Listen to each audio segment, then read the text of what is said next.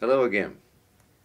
This week's warrior of faith is Daniel, who was a great advertisement for faith in God.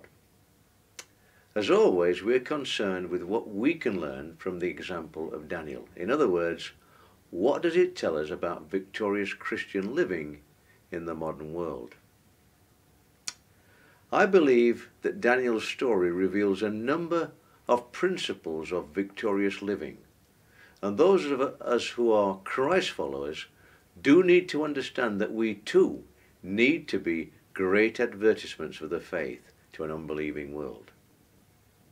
Now, this is a big responsibility, because if we are allowed to play a significant part in the walk of others to Christ, we need to understand that those watching us are generally judging the values of Christianity on the basis of how we behave.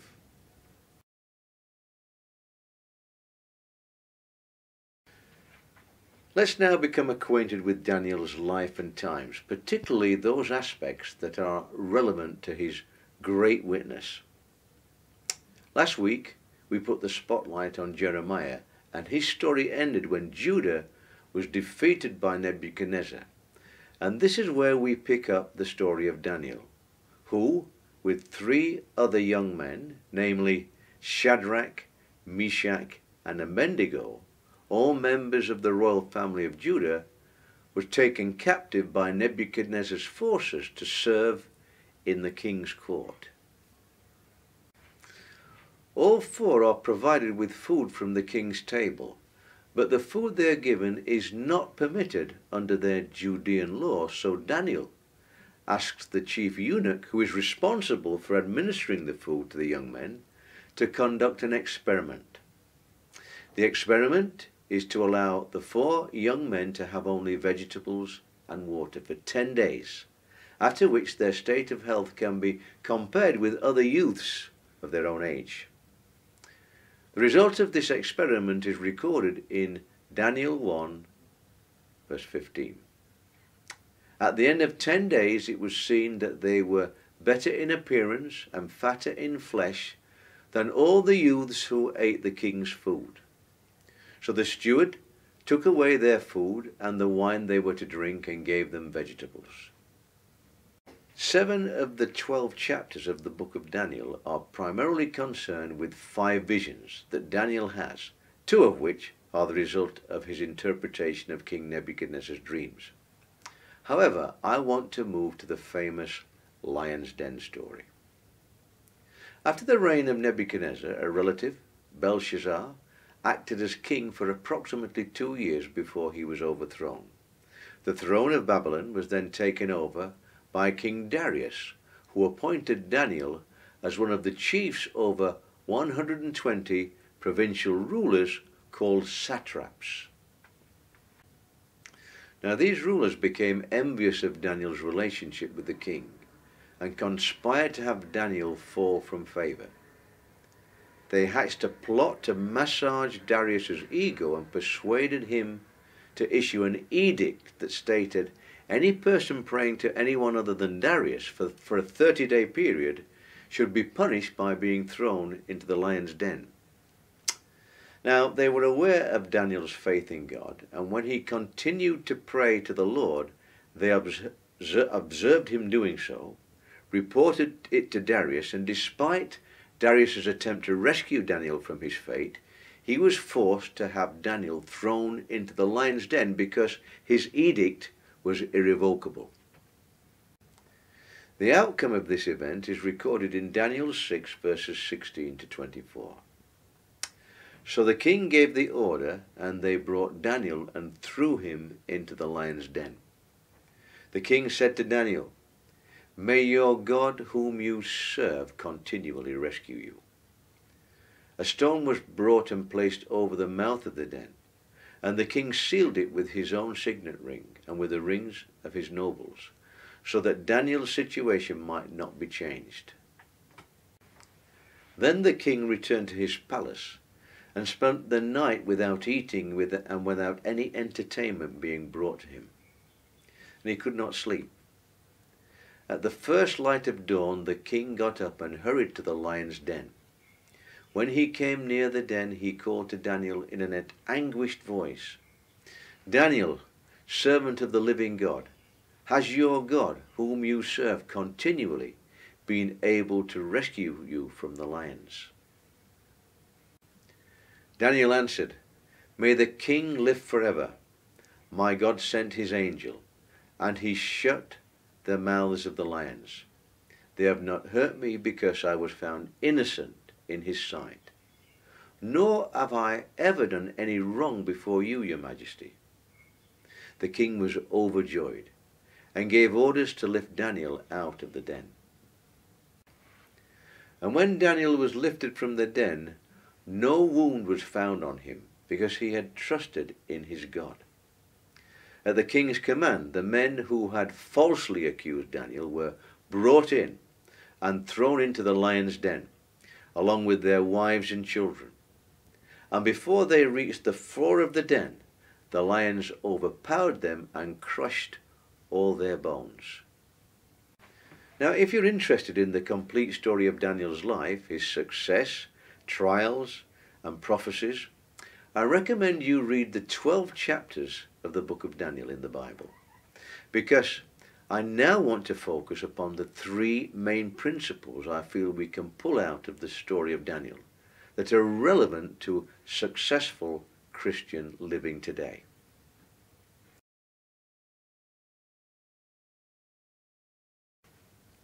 Daniel knew his audience. In other words, he communicated in a way that he understood would be relatable to those he was communicating with.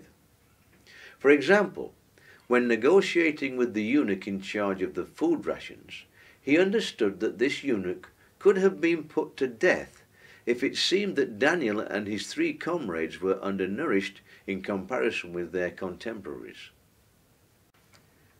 Daniel's solution is what we might call today a 10-day pilot scheme that did not require the eunuch to make a once-and-for-all commitment to giving Daniel and his friends a diet that may have been seen as total disobedience to the orders of the king. The details of this are less important than the principle, which is that Daniel had empathy with the eunuch's dilemma. In other words, he knew his audience and was able to use this knowledge to remain obedient to his faith. In a similar way, Daniel displayed the utmost tact and diplomacy when dealing with the all-powerful and ruthless Nebuchadnezzar, especially in the matter of interpreting Nebuchadnezzar's dreams, even though he and the rest of the wise men were under the threat of death. In Daniel 2, verses 13 to 16, we read, "So the decree was issued to put the wise men to death, and men were sent to look for Daniel and his friends to put them to death. When Arioch, the commander of the king's guard, had gone out to put to death the wise men of Babylon, Daniel spoke to him with wisdom and tact. He asked the king's officer, 'Why did the king issue such a harsh decree?' Arioch then explained the matter to Daniel. At this, Daniel went in to the king and asked for time, so that he might interpret the dream for him." We should also note the way that Daniel addresses the king. A good example is in Daniel 2, verse 37. "Your Majesty, you are the King of kings. The God of heaven has given you dominion and power and might and glory. In your hands he has placed all mankind and the beasts of the field and the birds in the sky. Wherever they live, he has made you ruler over them all. You are the head of gold." There's a very important point to note in Daniel's tactful and diplomatic approach with Nebuchadnezzar, which is that this tact and diplomacy never involved diluting the message about the identity and nature of God. In fact, Daniel was very bold in giving all glory and credit to him. We see this in Daniel 2, verses 26 to 27. at the point where he is about to reveal the meaning of the king's dream. The king asked Daniel, also called Belteshazzar, "Are you able to tell me what I saw in my dream and interpreted?" Daniel replied, "No wise man, enchanter, magician, or diviner can explain to the king the mystery he has asked about, but there is a God in heaven who reveals mysteries. He has shown King Nebuchadnezzar what will happen in days to come." Daniel's approach is somewhat reminiscent of the Apostle Paul's approach to evangelism. This is displayed when he is given a platform to speak in Athens, a city full of idols. Acts 17 verses 22 to 25 captures Paul's approach very well. So Paul, standing in the midst of the Areopagus, said, "Men of Athens, I perceive that in every way you are very religious. For as I passed along and observed the objects of your worship, I found also an altar with this inscription, 'To the unknown God.' What therefore you worship as unknown, this I proclaim to you. The God who made the world and everything in it, being Lord of heaven and earth, does not live in temples made by man, nor is he served by human hands, as though he needed anything, since he himself gives to all mankind life and breath and everything."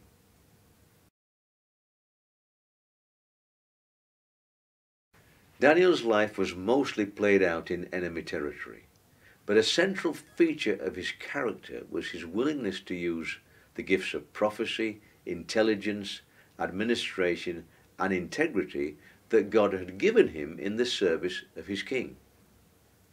This had resulted in him not only enjoying considerable favor with King Darius, but also with King Nebuchadnezzar before him.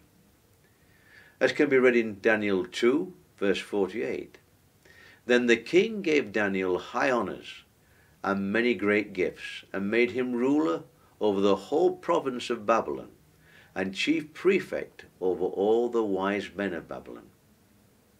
Evidence of his favor with Nebuchadnezzar is also supported by the fact that Daniel was so close to the king that he could give an interpretation of the king's second dream that contained two elements that would certainly not be good to hear.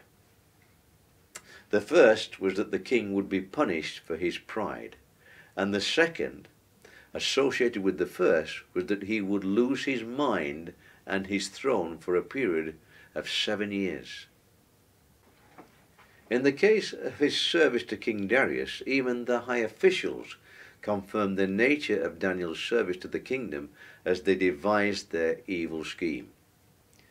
Daniel 6 verses 3 to 5 tells us, "Then this Daniel became distinguished above all the other high officials and satraps, because an excellent spirit was in him. And the king planned to set him above the whole kingdom. Then the high officials and the satraps sought to find a ground for complaint against Daniel with regard to the kingdom.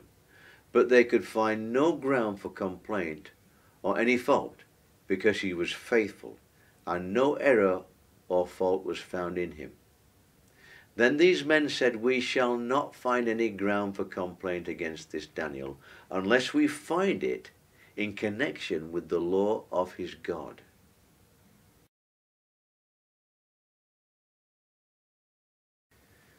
After Darius issued his edict that there should be no prayers to anyone except himself for 30 days, the response of Daniel is conveyed in Daniel 6 verse 10. "When Daniel knew that the document had been signed, he went to his house, where he had windows in his upper chamber open towards Jerusalem. He got down on his knees 3 times a day and prayed, and gave thanks before his God as he had done previously." There can be no mistaking Daniel's priorities here, and we need to remember that he was fully aware of the penalty of not prioritizing his king over God. Despite Daniel's decision not to let God down by obeying the edict, he was so well thought of by King Darius that in chapter 6 of the book of Daniel, we discover King Darius spent all day trying to avoid throwing Daniel into the lion's den. It's interesting to note the responses of the two kings, Nebuchadnezzar and Darius, to Daniel's commitment. When Daniel gave full credit to God for the interpretation of Nebuchadnezzar's first dream, Daniel 2, verse 46 to 47, records the king's response. Then King Nebuchadnezzar fell upon his face and paid homage to Daniel, and commanded that an offering and incense be offered up to him. The king answered and said to Daniel, Truly, your God is God of gods and Lord of kings, and a revealer of mysteries, for you have been able to reveal this mystery. We should also note that ultimately Nebuchadnezzar became a believer in the one true God. Also, after Daniel was lifted from the lion's den totally unharmed, we discover in Daniel 6 verse 25 to 26 that King Darius wrote to all the peoples, nations, and languages that dwell in all the earth, Peace be multiplied to you. I make a decree that in all my royal dominion people are to tremble and fear before the God of Daniel. So what can today's Christ followers learn from the example of Daniel? Well, first, just like Daniel, in our pursuit of the Great Commission, which is to share the truth with others, we need to know our audience. I believe this is important if we are to implement Peter's call on behalf of God to always be prepared to give an answer to everyone who asks you to give the reason for the hope that you have. But do this with gentleness and respect, and that's from 1 Peter 3 verse 15. Gentleness and respect can only be achieved if we understand where the non-believer is coming from. And we need to have sufficient knowledge of our own faith to be able to adapt our approach, but not the message, to those we are conversing with.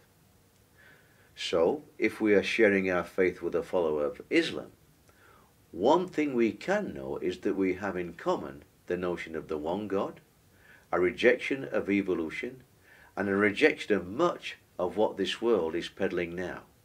This is our starting point. Likewise, if we are discussing our faith with, for example, a teacher of science, we need to have some basic knowledge of apologetics to be able to share some common ground, so to speak. At the end of this message, I will ensure there is a link to a series of messages which provide a basic grounding in apologetics necessary for the modern believer. Just like Daniel, we should try our very best to let our lifestyles speak on behalf of the goodness of God, because it has been said that we Christ followers are walking billboards for him. Even if opportunities do not arise for direct dialogue with people who need Jesus, our lifestyles can do the talking if we are constantly striving to walk the talk and recognizing and repenting wherever we find ourselves failing him. Finally, just like Daniel, we should be uncompromising in our commitment to God and his Son Jesus Christ. Knowing our audience does not mean accommodating views that contradict his teaching, and this is where we should draw the line. However, if we have taken the trouble to know our audience, this line need not be a line of confrontation, but a line of productive dialogue. If you're a non-Christian and you've watched or listened to this message, what is being described in the life and example of Daniel is a life of purpose, not mere existence. If you wish to know more about living a life of purpose, in fact, the very purpose you were created for, I urge you to contact a Christian you respect, who can then help you to begin to live a life of purpose yourself. Failing this, please do not hesitate to contact me on goodnews@thelittlecHurchworld.org, and I will be happy to assist you begin a purposeful journey. So once again, many thanks for watching or listening, and I will be with you next week with the last in our first Warriors of Faith series. So until next week, goodbye and God bless.